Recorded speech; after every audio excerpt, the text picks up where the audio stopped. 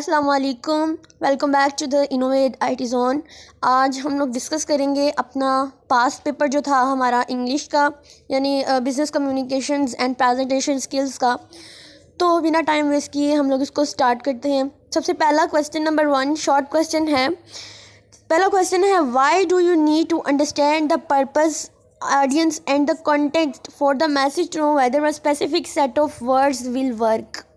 इस क्वेश्चन में आप लोग को क्या करना है, पर्पसेस क्या है, ऑडियंस और कॉन्टेक्स्ट को समझना है। ठीक है, समझते हैं। तो वर्ड जो है वो इफ़ेक्टिवली काम नहीं करते हैं। तो इसमें इन्होंने यही कहा हुआ है कि आपने ऑडियंस का और जो हमारा पर्पसेस क्या है, जो कॉन्टेक्स्ट क्या है, उसको समझना है। लेकिन जब हम नहीं समझते, जो ऑडियंस हम लोगों से एक्सपेक्ट कर रहे होते हैं, तो हम लोग जो होते हैं वो हमारा इतना इफेक्टिव। इस पर उन्होंने यही पूछा है इसी क्वेश्चन के अंदर कि why do you need to understand the purpose, audience and context for the message to know whether a specific set of words will work। ये नहीं कोडिंग होना चाहिए।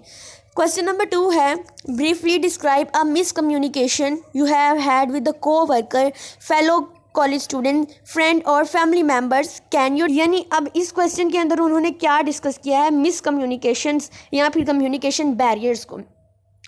जैसे एक बार हमने अपने कॉलेज के साथ प्रोजेक्ट डिस्कस किया था कि हम दोनों ने क्लियर कम्युनिकेशन नहीं की, जो एक बैरियर थी। इसके अलावा हमारे डिफरेंट पर्सपेक्टिव और एजम्पशंस भी कम्युनिकेशंस को इफ़ेक्ट करते हैं। यानी ये आप कह सकते हैं कि जगहों में आ जाते हैं, या फिर हम चाहे तो वो कॉलेज स्टूडेंट फ्रेंड होते हैं। यानी मैं ये अपनी एग्जांपल दे रही हूँ, बस एग्जांपल दे रही हूँ, रियलिटी में नहीं था। कि मैंने एक बार अपने कुलीग के साथ प्रोजेक्ट डिस्कस किया था, लेकिन हमारी एक्सपेक्टेशन और गोल्स वगैरह जो थे वो मैच नहीं हुए। इसका मेन रीज़न था कि हम दोनों ने क्लियर कम्युनिकेशन नहीं की, जो एक बैरियर थी। इसके अलावा हमारे डिफरेंट पर्सपेक्टिव। अब देखिए, ये मैंने अपने वाले से एक एग्जाम्पल दी है।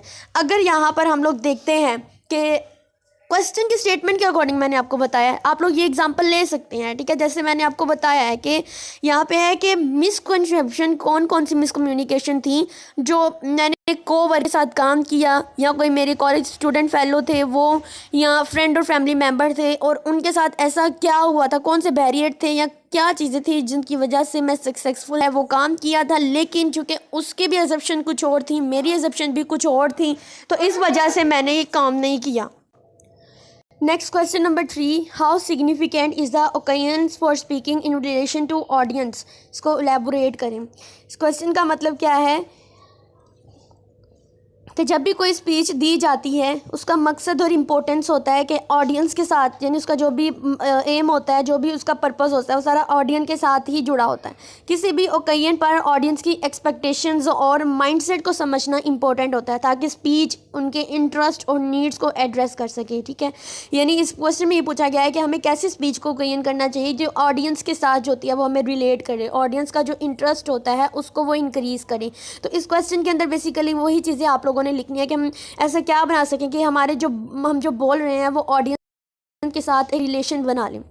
फिर नंबर 4 पे है, describe the significance of effective listening and its outcomes.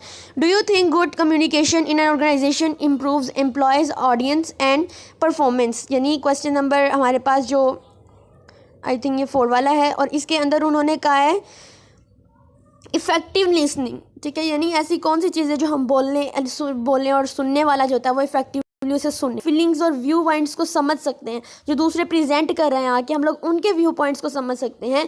इससे मिसअंडरस्टैंडिंग्स जो है वो कम होती हैं, और रिलेशनशिप जो होता है ऑडियंस का, आउटकम्स में बेटर अंडरस्टैंडिंग, इंप्रूव रिलेशनशिप्स और प्रॉब्लम सॉल्विंग स्किल्स होती हैं वो इन्हेंस होती हैं। ये सारी की सारी इसकी जो है वो बेटर लिसनिंग में, ये इफेक्टिव लिसनिंग के अंदर जो है वो इनको सोल्व कर सकते हैं। उसके बाद हमारा नेक्स्ट क्वेश्चन नंबर आ जाता है 5। तो इसमें क्वेश्चन नंबर 5 में आ जाता है, do you think good communication in organisation improve the em performance. अच्छा, इससे पहले वाला जो था वो मैंने इफेक्टिव लिसनिंग वाला बताया, और क्वेश्चन नंबर 5 भी साथ बोल गई, वो बाय मिस्टेक हुआ है। तो इसमें क्या, do you think good communication organisation improves employee attitude and performance.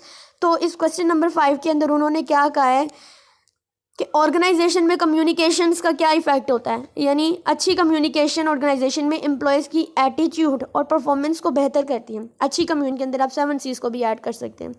उसके बाद हमारे पास क्वेश्चन नंबर आ जाता है 6। तो क्वेश्चन नंबर 6 में कहता है why does an oral presentation have to be simpler than our written message audience के लिए हमारी जो ओरल प्रेजेंटेशन होती है वो किस तरह से बेटर हो सकती है रिटन से। तो ओरल प्रेजेंटेशन को रिटन मैसेज से सिंपलर बनाया जाता है क्योंकि स्पोकन वर्ड्स को सुनने वाले ऑडियंस को समझना आसान पड़े तो वो इतना अच्छे से नहीं समझ पाते जितना हम लोग उनको खुद एक्सप्लेन करके बता रहे होते हैं। तो ये हमारे शॉर्ट क्वेश्चन थे और होप्स आप लोगों को इनकी समझ आई होगी। ठीक है, अगर इससे रिलेटेड कोई भी क्वेश्चन होता है आप मुझे ज़रूर जो है वो कमेंट्स में पूछ लिया करें। उसके बाद लॉन्ग क्वेश्चन की तरफ चलते हैं। उसमें आ रहा है तो इसको हम लोगों ने अपने आंसर में बताना है। ठीक है, ये हमारा क्वेश्चन नंबर है 2 वाला, इसका लॉन्ग क्वेश्चन था। यानी सुपरवाइज़र और कंपनी जो है वो कंपनी प्रेसिडेंट के जॉब कम्युनिकेशंस की क्या इंपॉर्टेंट हो सकती है इस चीज़ को हमने बताना है।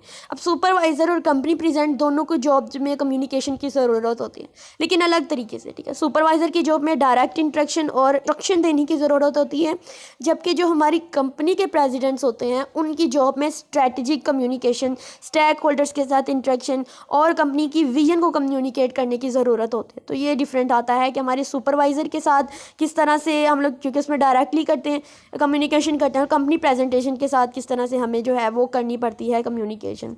उसके बाद हमारे पास लॉन्ग क्वेश्चन नंबर 2, आप इसको सिंप्लीफाई करके खुद लिख सकते हो, मैं जस्ट आपको क्वेश्चन एक्सप्लेन कर रही हूँ। You are the marketing manager of a company, write a short memo to your boss and predict market trend for the new product of your company latest, जो हमारे लेटेस्ट यानी जो product आ रही हैं उसके मुतालिक आप लोगों ने एक मेमो लिखना है। तो इसमें क्या है हमारे पास के मार्केटिंग मैनेजर की मेमो, यानी हम समझे मैनेजर है तो हमने मार्केटिंग मेमो किस बारे में लिखना है, मार्केटिंग मैनेजर की।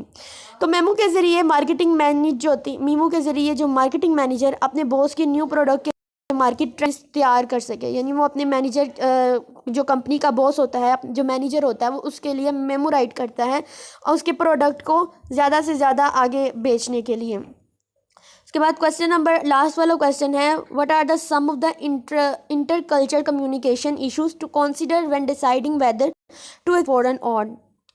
अब लास्ट वाले क्वेश्चन में कहते हैं inter culture communication issues in job selection. जब हम जॉब सेलेक्ट करते हैं तो उसमें जो कल्चर के अंदर वाली कम्युनिकेशन इश्यूज हैं वो कौन कौन से आते हैं।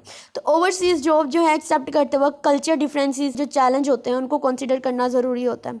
अब लोकल ब्रांच कोई भी of a foreign on from join करते हो, ठीक है, यानी कोई भी हमारी अगर फॉरेन ब्रांच होती तो इसमें वो वाले पॉइंट्स ऐड कर सकते हैं जिसमें हम कल्चरल कम्युनिकेशन और लैंग्वेज बैरियर्स जो होते हैं वो डिफरेंट कल्चर, जैसे मैंने आपको आउटलाइन में समझाया था कि डिफरेंट कल्चर्स की को अंडरस्टैंड करना चाहिए। ठीक है, उनके रीजन को अंडरस्टैंड करना चाहिए, अंदर आ सकते हैं। तो ये कुछ हमारे पास क्वेश्चंस के मैंने अपनी वर्डिंग में आप लोगों को एक्सप्लेन कर दिए हैं। अब आप लोग इसको